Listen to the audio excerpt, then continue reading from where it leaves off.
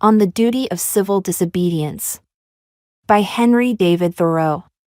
1848. I heartily accept the motto, that government is best which governs least, and I should like to see it acted up to more rapidly and systematically. Carried out, it finally amounts to this, which also I believe, that government is best which governs not at all, and when men are prepared for it, that will be the kind of government which they will have. Government is at best but an expedient, but most governments are usually, and all governments are sometimes, inexpedient. The objections which have been brought against a standing army, and they are many and weighty, and deserve to prevail, may also at last be brought against a standing government. The standing army is only an arm of the standing government. The government itself, which is only the mode which the people have chosen to execute their will, is equally liable to be abused and perverted before the people can act through it. Witness the present Mexican War, the work of comparatively a few individuals using the standing government as their tool, for in the outset, the people would not have consented to this measure.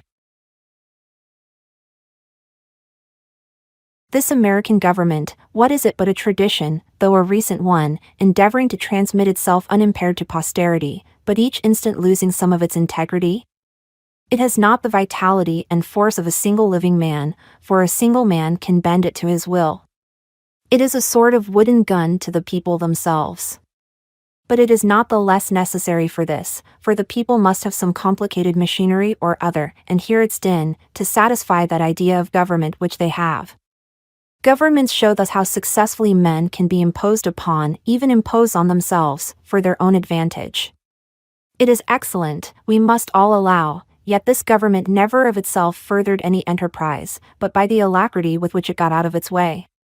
It does not keep the country free. It does not settle the West. It does not educate. The character inherent in the American people has done all that has been accomplished, and it would have done somewhat more, if the government had not sometimes got in its way. For government is an expedient, by which men would fain succeed in letting one another alone, and, as has been said, when it is most expedient, the governed are most let alone by it.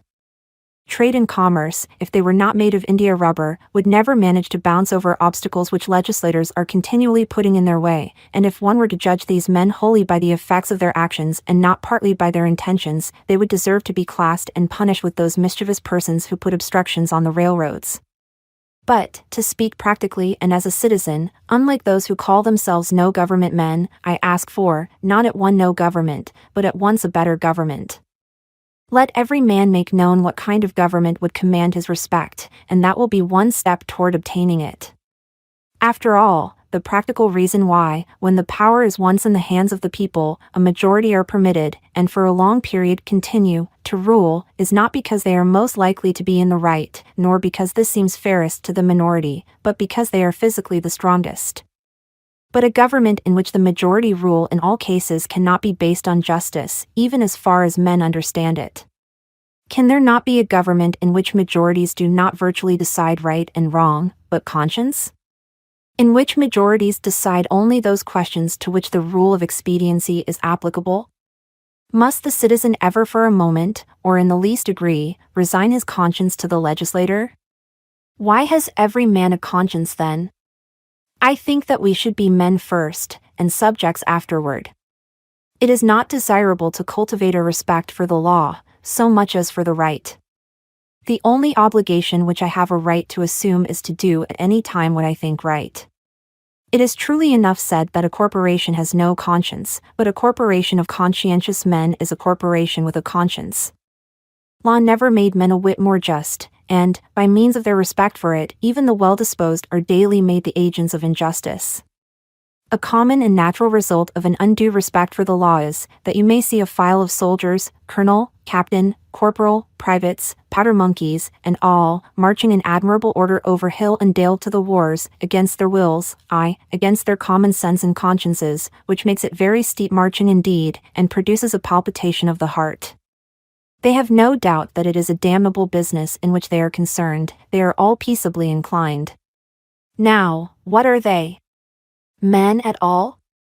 Or small movable forts and magazines, at the service of some unscrupulous man in power? Visit the Navy Yard, and behold a Marine, such a man as an American government can make, or such as it can make a man with its blackguards a mere shadow and reminiscence of humanity, a man laid out alive and standing, and already, as one may say, buried under arms with funeral accompaniments, though it may be. Not a drum was heard, not a funeral note, as his course to the rampart we hurried, not a soldier discharged his farewell shot o'er the grave where our hero was buried. The mass of men served the state thus, not as men mainly, but as machines, with their bodies. They are the standing army, and the militia, jailers, constables, posse comitatus, etc. In most cases there is no free exercise whatever of the judgment or of the moral sense, but they put themselves on a level with wood and earth and stones, and wooden men can perhaps be manufactured that will serve the purpose as well. Such command no more respect than men of straw, or a lump of dirt. They have the same sort of worth only as horses and dogs.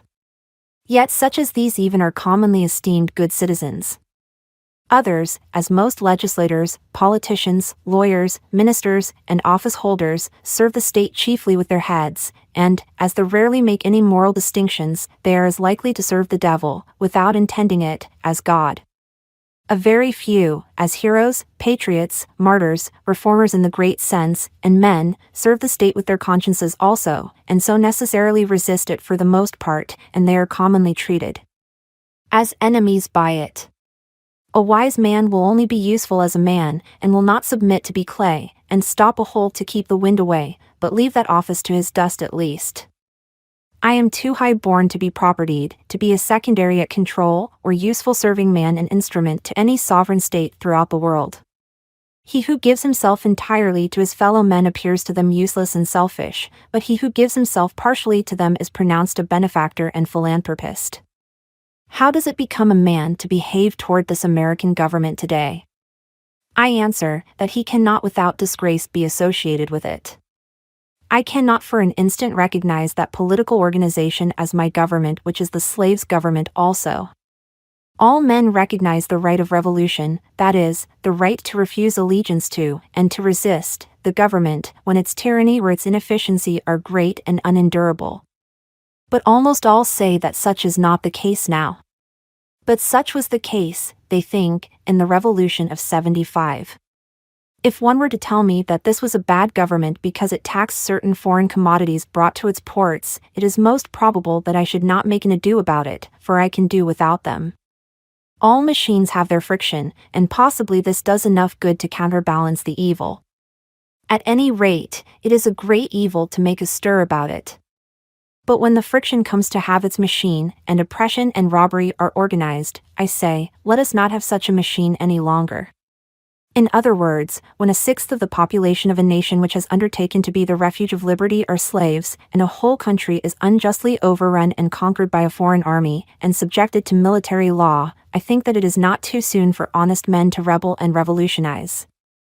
What makes this duty the more urgent is that fact that the country so overrun is not our own, but ours is the invading army. Paley, a common authority with many on moral questions, in his chapter on the duty of submission to civil government, resolves all civil obligation into expediency, and he proceeds to say that so long as the interest of the whole society requires it, so long as the established government cannot be resisted or changed without public inconveniency, it is the will of God that the established government be obeyed and no longer.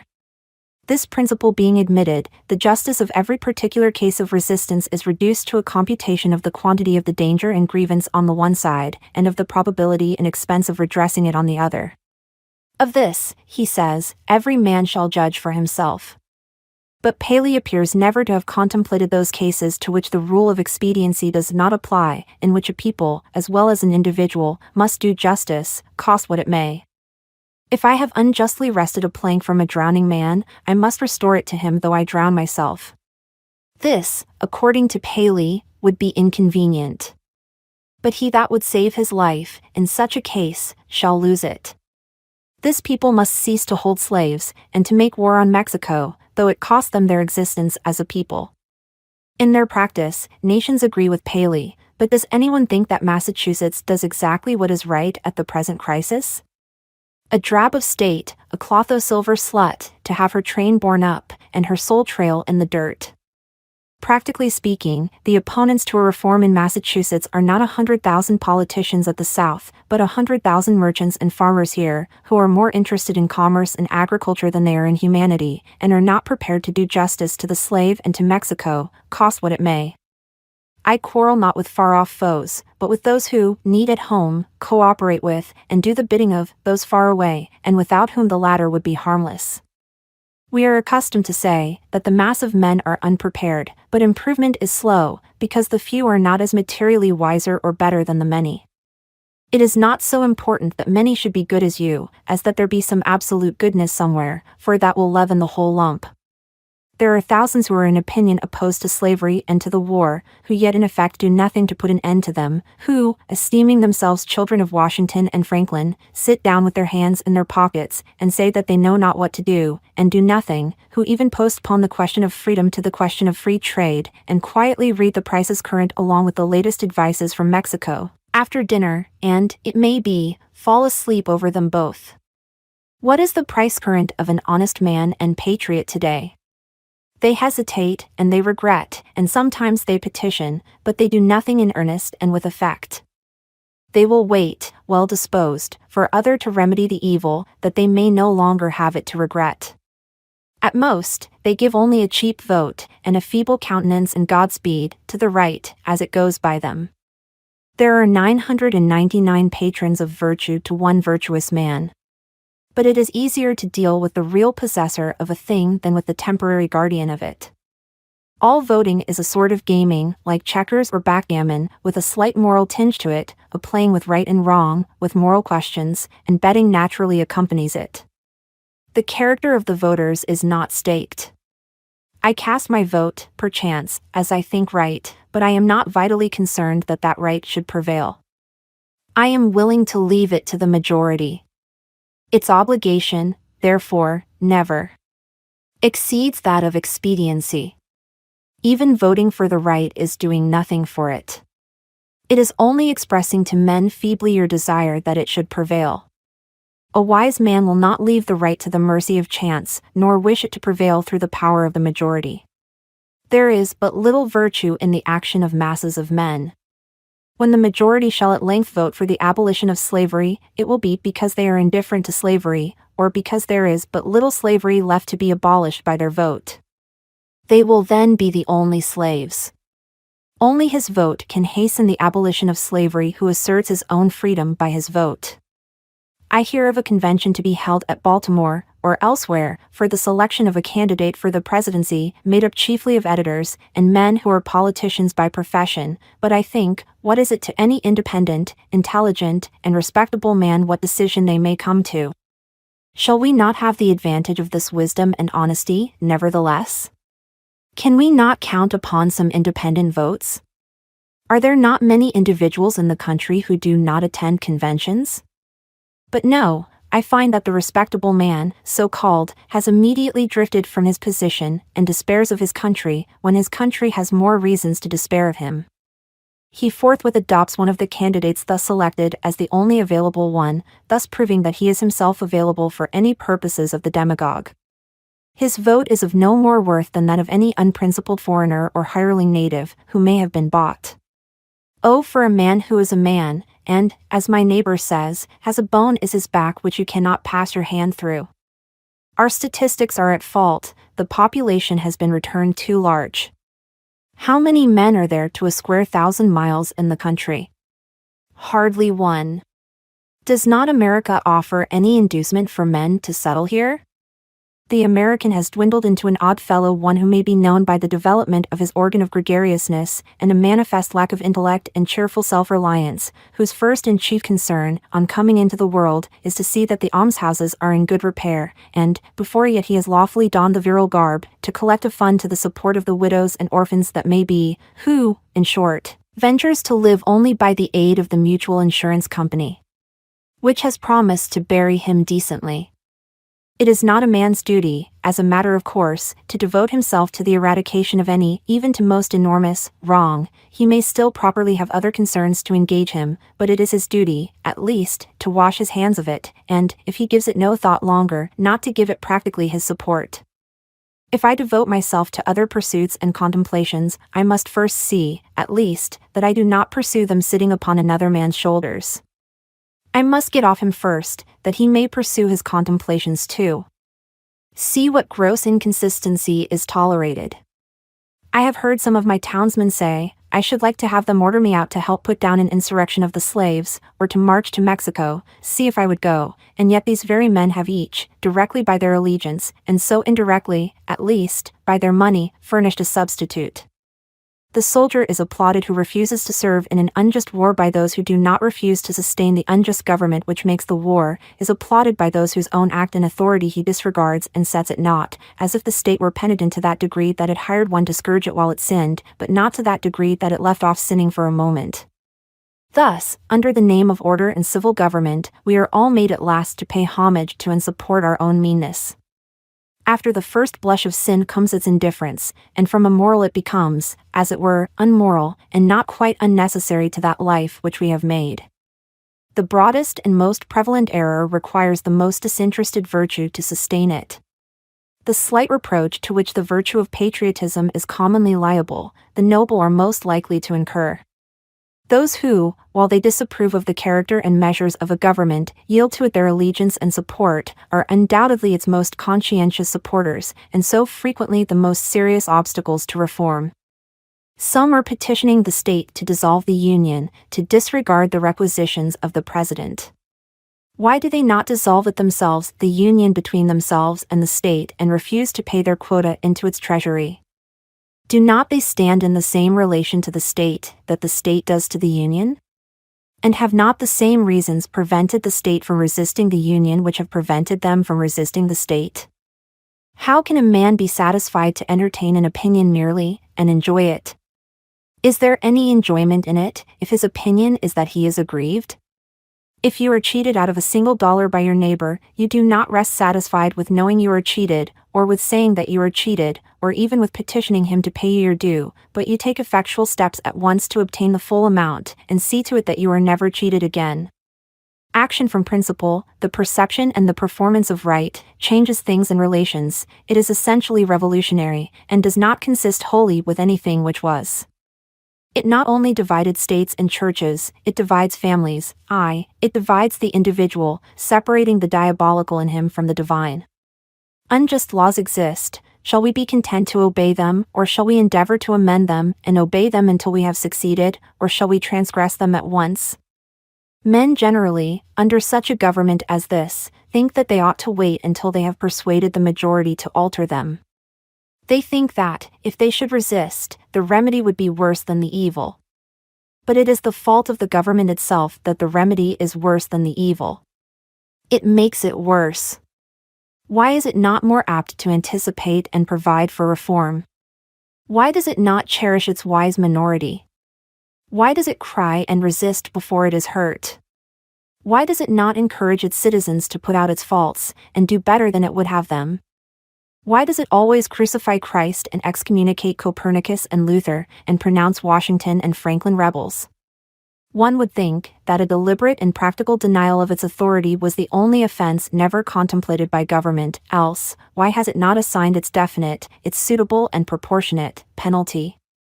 If a man who has no property refuses but wants to earn 9 shillings for the state, he is put in prison for a period unlimited by any law that I know, and determined only by the discretion of those who put him there, but if he should steal 90 times 9 shillings from the state, he is soon permitted to go at large again. If the injustice is part of the necessary friction of the machine of government, let it go, perchance it will wear smooth, certainly the machine will wear out. If the injustice has a spring, or a pulley, or a rope, or a crank, exclusively for itself, then perhaps you may consider whether the remedy will not be worse than the evil, but if it is of such a nature that it requires you to be the agent of injustice to another, then I say, break the law. Let your life be a counter-friction to stop the machine. What I have to do is to see, at any rate, that I do not lend myself to the wrong which I condemn. As for adopting the ways which the state has provided for remedying the evil, I know not of such ways. They take too much time, and a man's life will be gone. I have other affairs to attend to. I came into this world, not chiefly to make this a good place to live in, but to live in it, be it good or bad. A man has not everything to do, but something, and because he cannot do everything, it is not necessary that he should do something wrong. It is not my business to be petitioning the governor or the legislature any more than it is theirs to petition me, and if they should not hear my petition, what should I do then? But in this case the state has provided no way, its very constitution is the evil.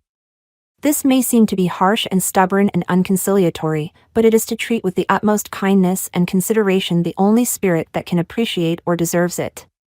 So is all change for the better, like birth and death, which convulse the body. I do not hesitate to say that those who call themselves abolitionists should at once effectually withdraw their support, both in person and property, from the government of Massachusetts, and not wait till they constitute a majority of one, before they suffer the right to prevail through them.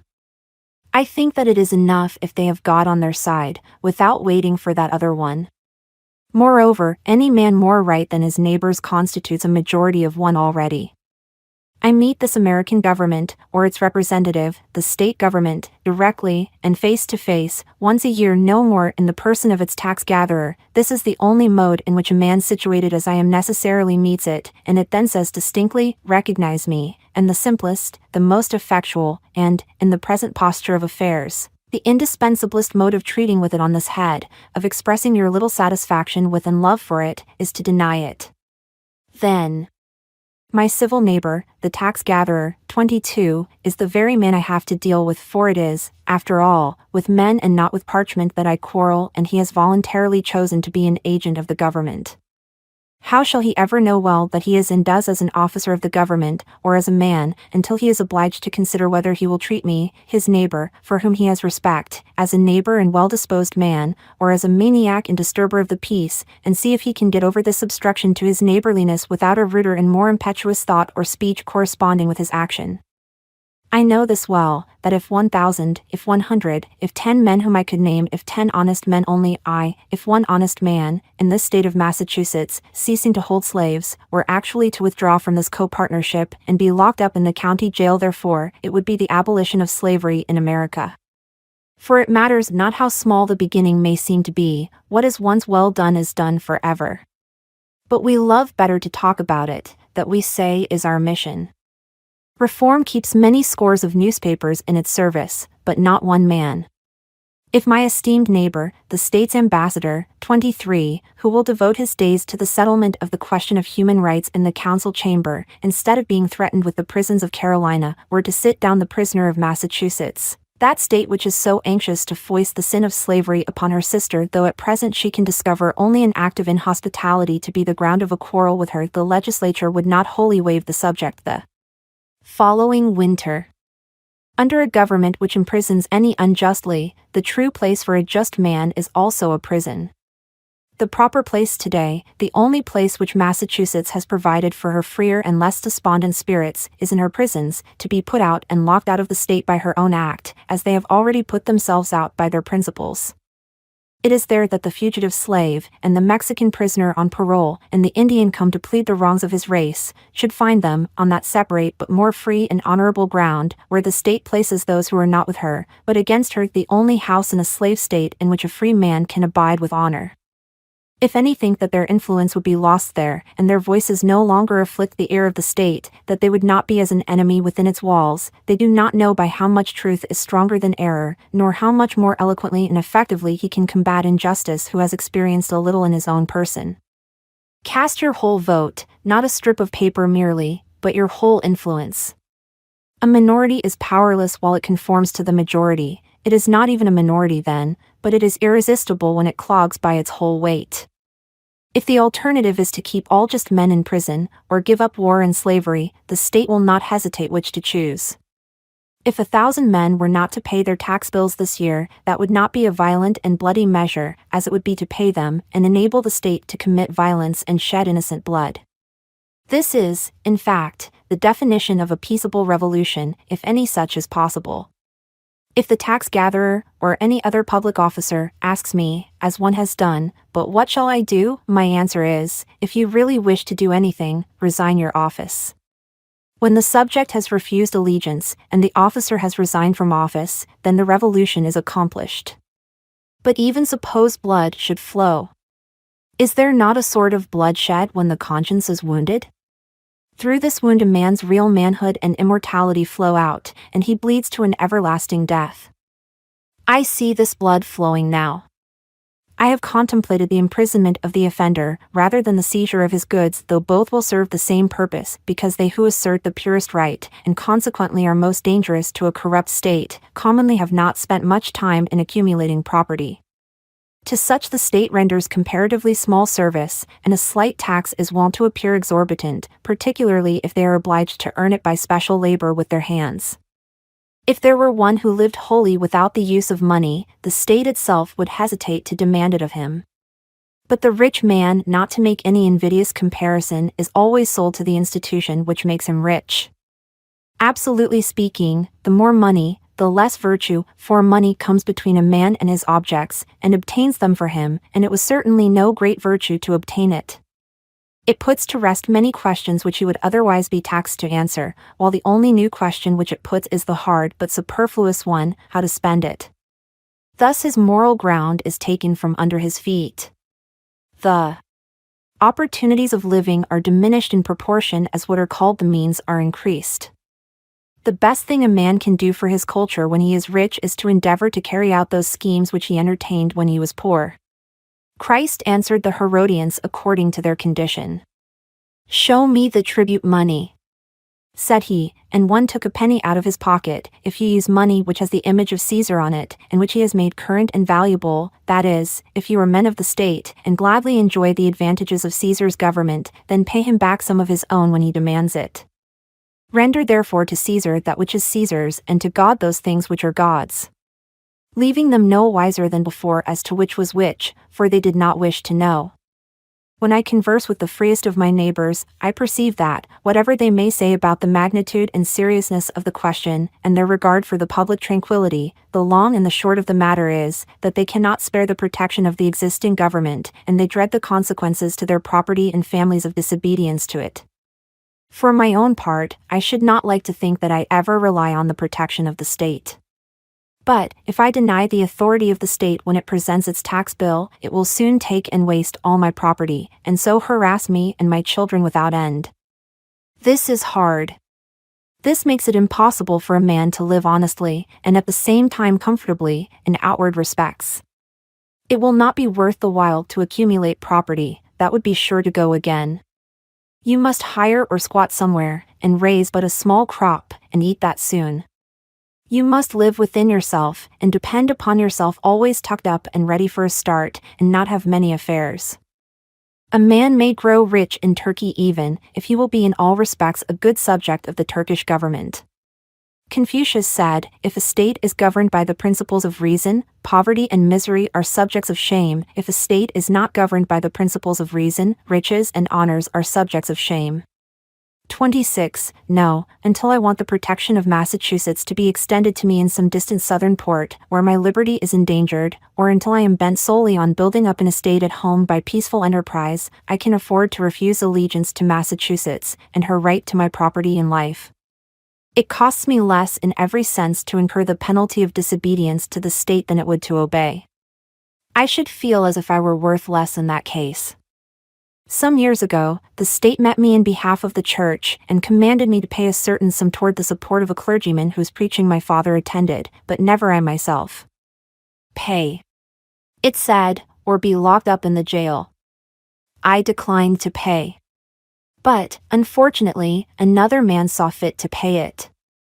I did not see why the schoolmaster should be taxed to support the priest, and not the priest the schoolmaster, for I was not the state's schoolmaster, but I supported myself by voluntary subscription. I did not see why the lyceum should not present its tax bill, and have the state to back its demand, as well as the church.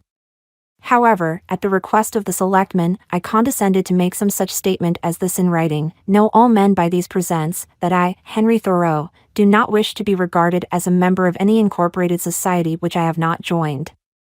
This I gave to the town clerk, and he has it. The state, having thus learned that I did not wish to be regarded as a member of that church, has never made a like demand on me since, though it said that it must adhere to its original presumption that time. If I had known how to name them, I should then have signed off in detail from all the societies which I never signed on to, but I did not know where to find such a complete list. I have paid no poll tax for 6 years. I was put into a jail once on this account, for one night, and, as I stood considering the walls of solid stone, 2 or 3 feet thick, the door of wood and iron, a foot thick, and the iron grating which strained the light, I could not help being struck with the foolishness of that institution which treated me as if I were mere flesh and blood and bones, to be locked up. I wondered that it should have concluded at length that this was the best use it could put me to, and had never thought to avail itself of my services in some way. I saw that, if there was a wall of stone between me and my townsmen, there was a still more difficult one to climb or break through before they could get to be as free as I was. I did not for a moment feel confined, and the walls seemed a great waste of stone and mortar. I felt as if I alone of all my townsmen had paid my tax. They plainly did not know how to treat me, but behaved like persons who are underbred. In every threat and in every compliment there was a blunder, for they thought that my chief desire was to stand the other side of that stone wall. I could not but smile to see how industriously they locked the door on my meditations, which followed them out again without let or hindrance, and they were really all that was dangerous. As they could not reach me, they had resolved to punish my body, just as boys, if they cannot come at some person against whom they have a spite, will abuse his dog.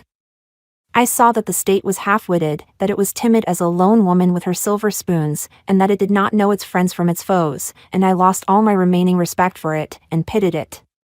Thus the state never intentionally confronts a man's sense, intellectual or moral, but only his body, his senses. It is not armed with superior wit or honesty, but with superior physical strength. I was not born to be forced.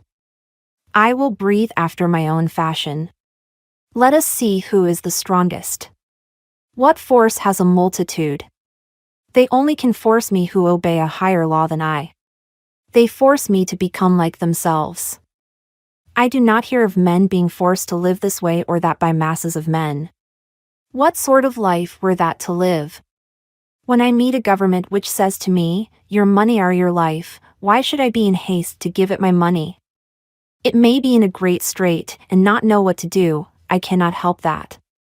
It must help itself, do as I do. It is not worth the while to snivel about it. I am not responsible for the successful working of the machinery of society. I am not the son of the engineer. I perceive that, when an acorn and a chestnut fall side by side, the one does not remain inert to make way for the other, but both obey their own laws, and spring and grow and flourish as best they can, till one, perchance, overshadows and destroys the other. If a plant cannot live according to nature, it dies, and so a man. The night in prison was novel and interesting enough. The prisoners in their shirt sleeves were enjoying a chat and the evening air in the doorway, when I entered. But the jailer said, "Come, boys, it is time to lock up," and so they dispersed, and I heard the sound of their steps returning into the hollow apartments. My roommate was introduced to me by the jailer as a first-rate fellow and clever man. When the door was locked, he showed me where to hang my hat, and how he managed matters there. The rooms were whitewashed once a month, and this one, at least, was the whitest, most simply furnished, and probably the neatest apartment in town. He naturally wanted to know where I came from and what brought me there, and, when I had told him, I asked him in my turn how he came there, presuming him to be an honest man, of course, and as the world goes, I believe he was. "Why," said he, "they accuse me of burning a barn, but I never did it." As near as I could discover, he had probably gone to bed in a barn when drunk and smoked his pipe there, and so a barn was burnt. He had the reputation of being a clever man, had been there some 3 months waiting for his trial to come on, and would have to wait as much longer, but he was quite domesticated and contented, since he got his board for nothing, and thought that he was well treated. He occupied one window, and I the other, and I saw that if one stayed there long, his principal business would be to look out the window. I had soon read all the tracts that were left there, and examined where former prisoners had broken out, and where a grate had been sawed off, and heard the history of the various occupants of that room, for I found that even here there was a history and a gossip which never circulated beyond the walls of the jail. Probably this is the only house in the town where verses are composed, which are afterward printed in a circular form, but not published. I was shown quite a long list of verses which were composed by some young men who had been detected in an attempt to escape, who avenged themselves by singing them.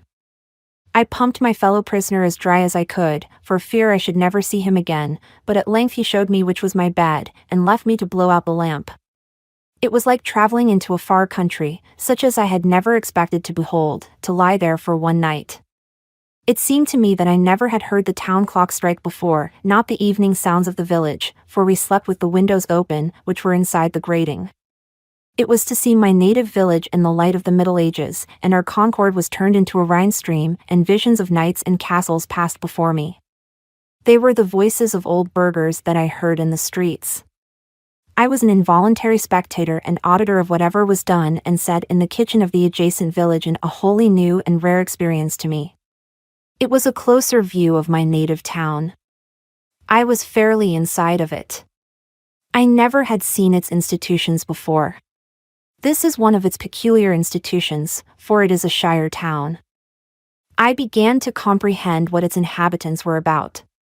In the morning, our breakfasts were put through the hole in the door, in small oblong square tin pans, made to fit, and holding a pint of chocolate, with brown bread, and an iron spoon.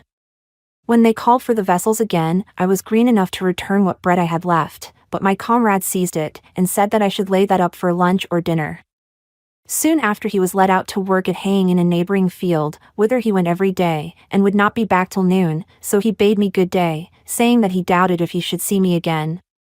When I came out of prison, for someone interfered, and paid that tax, I did not perceive that great changes had taken place on the common, such as he observed who went in a youth and emerged a tottering and grey-headed man, and yet a change had to my eyes come over the scene, the town, and state, and country, greater than any that mere time could effect. I saw yet more distinctly the state in which I lived. I saw to what extent the people among whom I lived could be trusted as good neighbors and friends, that their friendship was for summer weather only, that they did not greatly propose to do right, that they were a distinct race from me by their prejudices and superstitions, as the Chinamen and Malays are, that, in their sacrifices to humanity, they ran no risks, not even to their property, that after all they were not so noble but they treated the thief as he had treated them, and hoped, by a certain outward observance and a few prayers, and by walking in a particular straight though useless path from time to time, to save their souls. This may be to judge my neighbors harshly, for I believe that many of them are not aware that they have such an institution as the jail in their village. It was formerly the custom in our village, when a poor debtor came out of jail, for his acquaintances to salute him, looking through their fingers, which were crossed to represent the grating of jail window, "How do ye do?" My neighbors did not thus salute me, but first looked at me, and then at one another, as if I had returned from a long journey. I was put into jail as I was going to the shoemaker's to get a shoe which was mended. When I was let out the next morning, I proceeded to finish my errand, and, having put on my mended shoe, joined a huckleberry party, who were impatient to put themselves under my conduct, and in half an hour, for the horse was soon tackled, was in the midst of a huckleberry field, on one of our highest hills, 2 miles off, and then the state was nowhere to be seen. This is the whole history of my prisons. I have never declined paying the highway tax, because I am as desirous of being a good neighbor as I am of being a bad subject, and as for supporting schools, I am doing my part to educate my fellow countrymen now.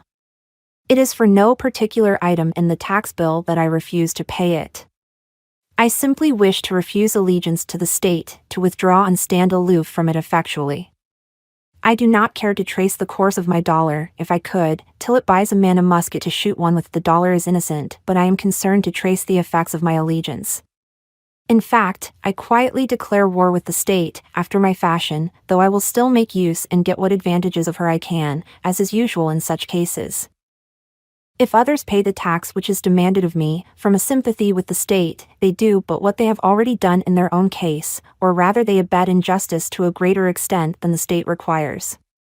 If They pay the tax from a mistaken interest in the individual taxed to save his property or prevent his going to jail. It is because they have not considered wisely how far they let their private feelings interfere with the public good. This, then, is my position at present. But one cannot be too much on his guard in such a case, lest his actions be biased by obstinacy or an undue regard for the opinions of men. Let him see that he does only what belongs to himself and to the hour. I think sometimes, why, this people mean well, they are only ignorant, they would do better if they knew how. Why give your neighbors this pain to treat you as they are not inclined to? But I think, again, this is no reason why I should do as they do, or permit others to suffer much greater pain of a different kind. Again, I sometimes say to myself, when many millions of men, without heat, without ill will, without personal feeling of any kind, demand of you a few shillings only, without the possibility, such is their constitution, of retracting or altering their present demand, and without the possibility, on your side, of appeal to any other millions, why expose yourself to this overwhelming brute force? You do not resist cold and hunger, the winds and the waves, thus obstinately, you quietly submit to 1,000 similar necessities. You do not put your head into the fire. But just in proportion as I regard this as not wholly a brute force, but partly a human force, and consider that I have relations to those millions as to so many millions of men, and not of mere brute or inanimate things, I see that appeal is possible, first and instantaneously, from them to the maker of them, and, secondly, from them to themselves. But, if I put my head deliberately into the fire, there is no appeal to fire or to the maker for fire, and I have only myself to blame. If I could convince myself that I have any right to be satisfied with men as they are, and to treat them accordingly, and not according, in some respects, to my requisitions and expectations of what they and I ought to be, then, like a good Mussulman and fatalist, I should endeavor to be satisfied with things as they are, and say it is the will of God. And, above all, there is this difference between resisting this and a purely brute or natural force, that I can resist this with some effect, but I cannot expect, like Orpheus, to change the nature of the rocks and trees and beasts. I do not wish to quarrel with any man or nation. I do not wish to split hairs, to make fine distinctions, or set myself up as better than my neighbors. I seek rather, I may say, even an excuse for conforming to the laws of the land. I am but too ready to conform to them. Indeed, I have reason to suspect myself on this head, and each year, as the tax-gatherer comes round, I find myself disposed to review the acts and position of the general and state governments, and the spirit of the people, to discover a pretext for conformity. We must affect our country as our parents, and if at any time we alienate our love or industry from doing it honor, we must respect effects and teach the sole matter of conscience and religion, and not desire of rule or benefit. I believe that the state will soon be able to take all my work of this sort out of my hands, and then I shall be no better patriot than my fellow countrymen. Seen from a lower point of view, the Constitution, with all its faults, is very good, the law and the courts are very respectable, even the state and this American government are, in many respects, very admirable, and rare things, to be thankful for, such as a great many have described them, but seen from a point of view a little higher they are what I have described them, seen from a higher still, and the highest. Who shall say what they are, or that they are worth looking at or thinking of? At all? However, the government does not concern me much, and I shall bestow the fewest possible thoughts on it. It is not many moments that I live under a government, even in this world. If a man is thought-free, fancy-free, imagination-free, that which is not never for a long time appearing to be to him, unwise rulers or reformers cannot fatally interrupt him. I know that most men think differently from myself, but those whose lives are by profession devoted to the study of these or kindred subjects, content me as little as any. Statesmen and legislators, standing so completely within the institution, never distinctly and nakedly behold it. They speak of moving society, but have no resting place without it. They may be men of a certain experience and discrimination, and have no doubt invented ingenious and even useful systems, for which we sincerely thank them, but all their wit and usefulness lie within certain not very wide limits. They are wont to forget that the world is not governed by policy and expediency. Webster never goes behind government, and so cannot speak with authority about it. His words are wisdom to those legislators who contemplate no essential reform in the existing government, but for thinkers, and those who legislate for all time, he never once glances at the subject.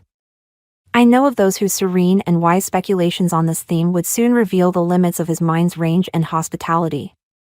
Yet, compared with the cheap professions of most reformers, and the still cheaper wisdom and eloquence of politicians in general, his are almost the only sensible and valuable words, and we thank heaven for him. Comparatively, he is always strong, original, and, above all, practical. Still, his quality is not wisdom, but prudence. The lawyer's truth is not truth, but consistency or a consistent expediency. Truth is always in harmony with herself, and is not concerned chiefly to reveal the justice that may consist with wrongdoing. He well deserves to be called, as he has been called, the defender of the Constitution. There are really no blows to be given him but defensive ones. He is not a leader, but a follower. His leaders are the men of '87. I have never made an effort, he says, and never proposed to make an effort. I have never countenanced an effort, and never mean to countenance an effort, to disturb the arrangement as originally made, by which various states came into the Union. 36. Still thinking of the sanction which the Constitution gives to slavery, he says, because it was part of the original compact, let it stand. Notwithstanding his special acuteness and ability, he is unable to take a fact out of its merely political relations, and behold it as it lies absolutely to be disposed of by the intellect, what, for instance, it behoves a man to do here in American today with regard to slavery, but ventures, or is driven, to make some such desperate answer as the following, while professing to speak absolutely, and as a private man, from which what new and singular code of social duties might be inferred. The manner, says he, in which the governments of the states where slavery exists are to regulate it is for their own consideration, under their responsibility to their constituents, to the general laws of propriety, humanity, and justice, and to God. Associations formed elsewhere, springing from a feeling of humanity, or any other cause, have nothing whatever to do with it. They have never received any encouragement from me, and they never will. They who know of no purer sources of truth, who have traced up its stream no higher, stand, and wisely stand, by the Bible and the Constitution, and drink it there with reverence and humanity, but they who behold where it comes trickling into this lake or that pool, gird up their loins once more, and continue their pilgrimage toward its fountainhead. No man with a genius for legislation has appeared in America. They are rare in the history of the world. There are orators, politicians, and eloquent men, by the thousand, but the speaker has not yet opened his mouth to speak who is capable of settling the much vexed questions of the day. We love eloquence for its own sake, and not for any truth which it may utter, or any heroism it may inspire. Our legislators have not yet learned the comparative value of free trade and of freedom, of union, and of rectitude, to a nation. They have no genius or talent for comparatively humble questions of taxation and finance, commerce and manufactures and agriculture. If we were left solely to the wordy wit of legislators in Congress for our guidance, uncorrected by the seasonable experience and the effectual complaints of the people, America would not long retain her rank among the nations. For 1800 years, though perchance I have no right to say it, the New Testament has been written, yet where is the legislator who has wisdom and practical talent enough to avail himself of the light which it sheds on the science of legislation? The authority of government, even such as I am willing to submit to, for I will cheerfully obey those who know and can do better than I, and in many things even those who neither know nor can do so well, is still an impure one. To be strictly just, it must have the sanction and consent of the governed. It can have no pure right over my person and property but what I concede to it. The progress from an absolute to a limited monarchy, from a limited monarchy to a democracy, is a progress toward a true respect for the individual. Even the Chinese philosopher was wise enough to regard the individual as the basis of the empire. Is a democracy, such as we know it, the last improvement possible in government? Is it not possible to take a step further towards recognizing and organizing the rights of man? There will never be a really free and enlightened state until the state comes to recognize the individual as a higher and independent power, from which all its own power and authority are derived, and treats him accordingly. I please myself with imagining a state at last which can afford to be just to all men, and to treat the individual with respect as a neighbor, which even would not think it inconsistent with its own repose if a few were to live aloof from it, not meddling with it, nor embraced by it, who fulfilled all the duties of neighbors and fellow men. A state which bore this kind of fruit, and suffered it to drop off as fast as it ripened, would prepare the way for a still more perfect and glorious state, which I have also imagined, but not yet anywhere seen.